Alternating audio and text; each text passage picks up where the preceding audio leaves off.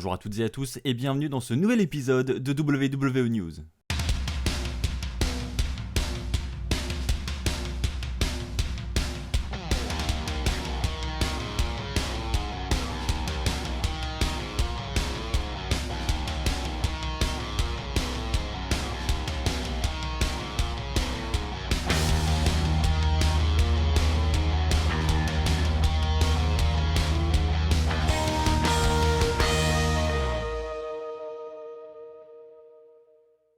J'espère que vous allez tous très bien, c'est Axel de la chaîne WWE Fan France. On se retrouve pour un nouvel épisode de WWE News. Évidemment, on approche à grands pas du Royal Rumble. Donc vous vous doutez bien que les news, elles arrivent en masse. Donc je tiens à vous les partager. Donc il est même possible qu'il y ait d'autres épisodes dans les jours qui arrivent.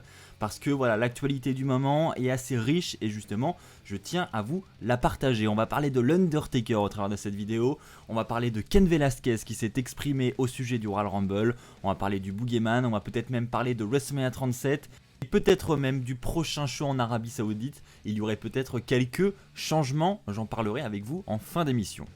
Pour commencer, parlons de l'Undertaker. L'Undertaker, vous le savez, il est présent généralement à WrestleMania tous les ans, malgré qu'il ait fait une exception l'année dernière et qu'il n'ait pas apparu durant WrestleMania 35. Les rumeurs commencent à surgir. Est-ce que l'Undertaker sera présent à l'édition de WrestleMania de cette année? Et est-ce que même il sera présent au Royal Rumble? La question se pose aussi. Il a fait l'objet d'une rumeur il y a de ça quelques semaines maintenant. Cette rumeur disait que l'Undertaker était dans les petits papiers pour participer au Royal Rumble match 2020. Alors est-ce que c'est toujours le cas? Eh bien c'est une question que nous pouvons nous poser et la rumeur a refait surface puisque l'Undertaker a tout simplement été aperçu au Performance Center à Orlando. Donc pour ceux qui ne connaissent pas, le Performance Center c'est tout simplement un centre d'entraînement qui appartient à la WWE. Donc à l'intérieur vous trouvez toute une salle de musculation, vous trouvez des rings d'entraînement etc. Et c'est entre autres là-bas que les superstars vont s'entraîner, surtout les superstars de la NXT. Voilà, c'est situé à Orlando sur les terres de la NXT parce que la NXT a lieu à la Full Sail, donc c'est vraiment dans le même coin et donc généralement les superstars vont s'entraîner là-bas et l'Undertaker a été aperçu dans ce centre d'entraînement cette semaine et donc vous vous doutez bien que l'Undertaker qui retourne à l'entraînement, ça fait tout de suite penser à un futur retour, un retour très proche. Donc est-ce que c'est pour le Rumble, est-ce que c'est pour WrestleMania, est-ce que c'est peut-être même pour le show en Arabie Saoudite qui approche aussi puisqu'il aura lieu en février? Eh bien visiblement on n'a pas plus d'éléments de réponse parce que l'Undertaker n'aurait pas été présent au Performance Center pour s'entraîner. Ce sont les dernières informations que nous avons. L'Undertaker aurait été tout simplement là pour donner des conseils aux jeunes superstars. Il aurait été présent au lendemain des enregistrements de la NXT pour donner des conseils justement aux superstars par rapport au show de la veille. Donc est-ce que l'Undertaker était réellement là pour ça ou est-ce qu'au contraire il était là également pour s'entraîner et pour se remettre en bonne forme avant de remonter sur le ring? Ça on n'en saura pas plus malheureusement. Mais je pense honnêtement que nous pouvons nous attendre à un retour de l'Undertaker. Alors peut-être pas pour le Rumble mais au moins pour cette route vers WrestleMania parce qu'il y a premièrement le show en Arabie Saoudite qui approche et on sait que voilà, du côté de l'Arabie Saoudite on aime bien avoir l'Undertaker dans la carte et puis il y a également WrestleMania 36 qui approche à grands pas. Et je doute que l'Undertaker manque à 2 reprises une édition de WrestleMania, deux éditions consécutives en plus. Je doute très fort, je suis entièrement d'accord avec vous, on arrive à la fin de la carte de l'Undertaker, il est temps que l'Undertaker s'arrête. Mais vous vous doutez bien qu'il ne va pas s'arrêter comme ça, sans une fin. Voilà, une fin parfaite, une fin où justement on comprend qu'on arrive à la fin de la carte de l'Undertaker, un peu comme ce que nous avons eu à WrestleMania 33, malheureusement il est revenu après mais c'était vraiment symbolique. Et voilà, j'espère qu'on aura une fin comme ça pour la carrière de l'Undertaker, j'espère qu'on aura un moment historique qui marquera la fin de cette carrière. Donc rien que pour vivre ce moment historique qui selon moi n'a pas encore eu lieu, enfin du moins il a eu lieu mais il a été foiré parce qu'après il est revenu. J'ai envie de le voir revenir juste pour avoir ce moment où on dira ça c'était le dernier moment de l'Undertaker à la WWE. Eh bien écoutez, puisque on vient d'évoquer le sujet du Royal Rumble, on va continuer dans cette direction avec Cain Velasquez qui s'est exprimé lors d'une interview avec Sun Sports. Et durant cette interview, évidemment, on lui pose la question du Royal Rumble match et Cain Velasquez va y répondre avec grande honnêteté et avec peut-être trop d'honnêteté selon moi. Je ne sais pas, en tout cas Cain Velasquez aurait clairement déclaré qu'il comptait participer au Royal Rumble match de cette année. Alors je ne sais pas si c'est la vérité, si ce sera vraiment le cas. Si c'est le cas, déjà, mauvaise nouvelle, hein, en ce qui me concerne, j'ai absolument pas envie de voir Cain Velasquez dans ce match, et encore moins envie de le voir face à Lesnar. Je le vois déjà arriver et éliminer Lesnar, ce qui nous mènera au rematch entre les deux. Enfin non, s'il vous plaît, j'ai clairement pas envie de voir ça à WrestleMania. J'ai envie d'avoir un bon match de catch, j'ai pas envie d'avoir un remake du dernier show en Arabie Saoudite. Clairement, ça serait une mauvaise idée, et j'espère du fond du cœur que les officiels ne pensent pas à ce scénario. Et puis deuxièmement, il est idiot un peu, hein, Cain Velasquez. Si vraiment il va participer à ce match, l'annoncer, mais c'est vraiment idiot. Alors ok, annoncer la participation d'un Orton, annoncer la participation d'un Rey Mysterio, à la rigueur, pourquoi pas. Ce sont des membres du roster, des membres actifs, on se doute qu'ils vont y participer, donc on casse pas énormément de surprises. Mais alors Cain Velasquez, qui n'est pas un membre du roster, un membre actif, annoncer une participation, c'est comme si on annonçait la participation surprise de Edge ou la participation de CM Punk, quoi. C'est vraiment briser tout l'élément de surprise qu'on attend durant ce match, donc c'est complètement idiot. Donc je ne sais pas si c'est la réalité, s'il a vraiment été en négociation et si vraiment il va participer au combat, mais en tout cas il l'a révélé dans cette interview, c'est son intention, il veut être dans ce match. Donc je pense que voilà, ça reste une grande star. Donc effectivement, il y a beaucoup de chances pour que Cain Velasquez fasse partie de ce combat. Et puis on rappelle tout de même que Cain Velasquez fait partie des favoris pour remporter ce Rumble match de cette année. Alors c'est pas le favori numéro 1, mais il est dans le top 5. Donc clairement, il peut remporter le Rumble. Et quand on sait que Lesnar va y participer, eh bien tout de suite ça augmente cette probabilité, et c'est clairement une mauvaise nouvelle. N'hésitez pas à me partager votre avis dans les commentaires. Est-ce que vous aussi vous trouvez que c'est une mauvaise nouvelle d'avoir Cain Velasquez dans ce Royal Rumble match? Allez, je vous avais dit que je vous parlerai du Boogeyman au travers de cet épisode. Eh bien, on va en parler. Pourquoi est-ce qu'on va en parler? Parce que tout simplement, visiblement, le Boogeyman vient de teaser une future apparition à la WWE, ou peut-être même un futur retour à la WWE.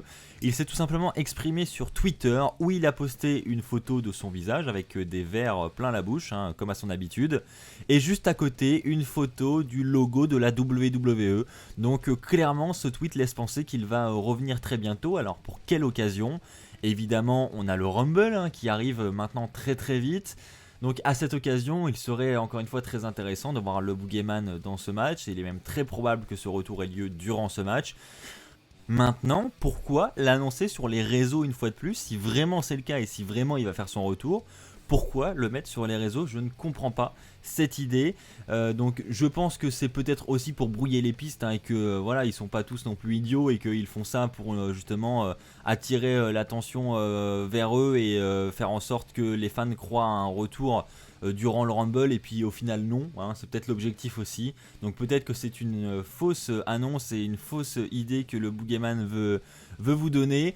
Je n'en sais rien, en tout cas il faut le savoir, il a tweeté ceci, et donc on pourrait potentiellement avoir un retour du Boogeyman. Je tenais à vous en parler. Allez, on va parler du lieu de WrestleMania 37, où aura lieu le plus grand événement de l'année en 2021. C'est une question que de nombreux fans se posent, parce que de nombreux fans comptent déjà y assister, hein. Vous êtes d'ailleurs très nombreux en France à vouloir déjà partir pour WrestleMania 37. J'ai lu beaucoup de messages des abonnés justement. Et vous êtes d'ailleurs très nombreux à me demander une vidéo explicative de comment partir aux États-Unis pour assister à un show de la WWE. Eh bien sachez qu'on va tourner ça avec Aurélien très très bientôt, et même très bientôt, je peux d'ores et déjà vous le dire. Et cette vidéo sera publiée sur la chaîne WWE Fan France évidemment, où on vous révélera toutes les anecdotes, tous les secrets, enfin ce qui ne sont pas des secrets d'ailleurs, mais en gros toutes les techniques pour partir à WrestleMania avec les meilleurs prix. Voilà, comment faire de A à Z, on vous expliquera tout dans une vidéo. Je sais que vous êtes très nombreux à l'attendre, donc on vous sortira ça, c'est promis. Maintenant, en ce qui concerne le lieu de WrestleMania 37, c'est une question, comme je viens de le dire, que vous êtes nombreux à vous poser, et honnêtement je me la pose aussi, hein, parce que voilà, j'ai d'ores et déjà envie de partir à WrestleMania 37, et j'aime bien savoir à l'avance le lieu des événements, parce que voilà, ça permet de faire un petit peu de tourisme en même temps. Et la ville qui est au centre des rumeurs depuis plusieurs semaines, plusieurs mois maintenant, c'est Los Angeles. Los Angeles, clairement, ils sont en train de construire un nouveau stade. Alors d'ailleurs, j'ai oublié son nom, je m'en excuse.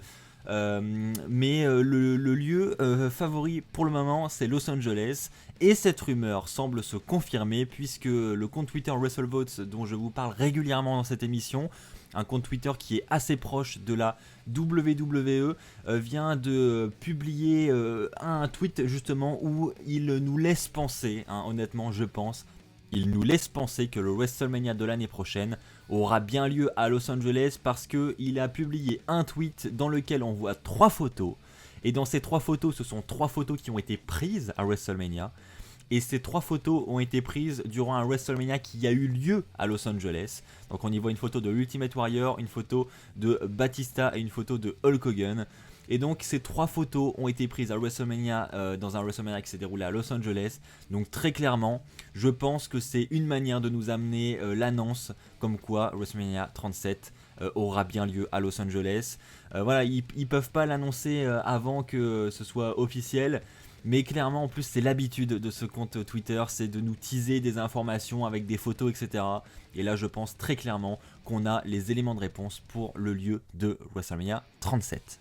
Et pour terminer, on va parler du prochain show en Arabie Saoudite. Je vous ai rapporté cette semaine, en début de semaine, que le prochain show devrait avoir lieu le 20 février, donc ce serait un jeudi. Et bien cette information serait en fait modifiée. Désormais, le pay-per-view devrait toujours avoir lieu en Arabie Saoudite, mais devrait avoir lieu le 27 février au lieu du 20 février. Ils auraient reculé la date d'une semaine car tout simplement il serait indécis sur la direction créative de ce show. Est-ce que c'est un show qui aura aucun rapport avec les storylines actuelles pour WrestleMania? Est-ce que c'est un show qui prendra la direction de la Road to WrestleMania? Voilà, visiblement ils sont indécis sur ce genre de questions, donc ils auraient décidé de reculer la date d'une semaine, et désormais le prochain pay-per-view aura lieu le 27 février. Honnêtement, je l'ai déjà dit, mais je trouve que c'est vraiment une très mauvaise idée de placer ce pay-per-view en pleine Road to WrestleMania, sachant qu'on a Elimination Chamber qui suit de quelques jours après. Ça va être encore une très très mauvaise chose, j'en suis persuadé, donc mauvaise nouvelle. Voilà, c'est ainsi que s'achève cette vidéo, j'espère qu'elle vous aura plu. Si c'est le cas, je vous invite à lâcher un pouce bleu, je vous invite à vous abonner. Et avant de vous lâcher, j'ai une dernière information à vous faire parvenir. Vous le savez, Christophe Ajus, Philippe Chiro vont fêter dans quelques jours maintenant leurs 20 ans de carrière aux commentaires du catch. Et donc pour cette occasion, j'avais décidé de leur organiser une petite surprise, la plus discrète possible, malheureusement. Voilà, je suis obligé d'en parler en vidéo parce que c'est le seul moyen de contact que j'ai avec vous, donc c'est toujours plus discret au milieu d'une vidéo que via un post Twitter. Donc j'ai préféré utiliser ce mode de communication là. Donc sachez que vous pouvez toujours le faire, vous pouvez toujours m'envoyer vos vidéos pour l'anniversaire de Christophe Ajus et Philippe Chiro pour leurs 20 ans. Par contre, il y a quelques conditions à respecter, et c'est là que justement, si vous avez déjà envoyé votre vidéo, je vous invite à la réenvoyer en respectant ces conditions là, sinon votre vidéo ne sera pas utilisée. Il faut que la vidéo soit au format paysage premièrement, il faut que la vidéo soit dans un endroit lumineux, voilà, il faut clairement que ce soit lumineux et que ce soit pas sombre, sinon la vidéo ne pourra pas être exploitée. Et il faut que la vidéo soit de bonne qualité, il faut qu'on vous voit bien sur cette vidéo. Et voilà, j'accepte uniquement les vidéos, il faut que le son soit clair également. Enfin bref, je compte sur vous pour renvoyer vos vidéos en respectant ces consignes-là. Et envoyez-en le plus possible, J'espère que vous allez être très nombreux à leur souhaiter un joyeux anniversaire parce que clairement, ils le méritent.